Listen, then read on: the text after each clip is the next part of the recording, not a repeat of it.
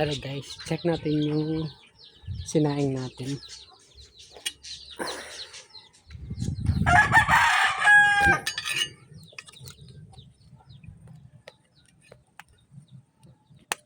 Dito kami nagsasaing kapag sa umaga, tapos hapon dito din kami nagsasaing. Sobrang mahal kasi ngayon ng ng gasol. Kaya mas magiging madalas yung pagsaing namin sa labas. Hanggat maaari pati yung ulam. Yan. Kung papansin nyo, itong kaldero namin sobrang itim na. Kasi maraming beses namin ito ginamit sa labas pagsaing. Hindi lang saing ginagawa namin dito. Nagluluto din kami dito kami nagpapalambot ng mga karne.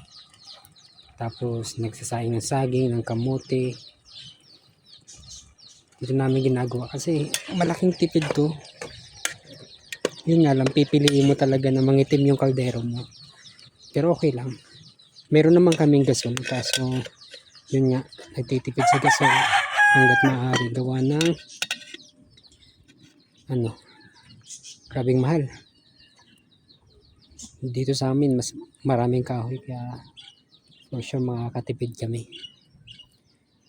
Nga pala, kaya namin to hinahalukay kasi mas gusto ko kasi yung hinahalukay pantay yung pagkaluto niya.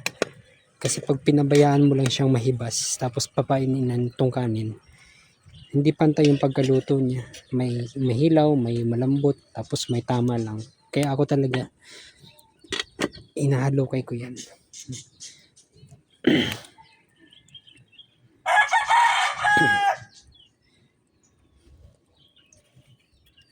Tapos kapag nahalukay muna, hindi mo dapat siya tulad niyan, sobrang dami pa ng apoy. Hindi mo siya papabayaan kasi pag pinabayaan mo siya, masusunog siya. Kaya halimbawa, napahibasan na, papaininan na lang, bawasan mo na yung kahoy. Bawasan mo na hindi na madami yung apoy sa loob. Yan. Yan, tama na yung ganyan. Para hindi masunog yung kanin.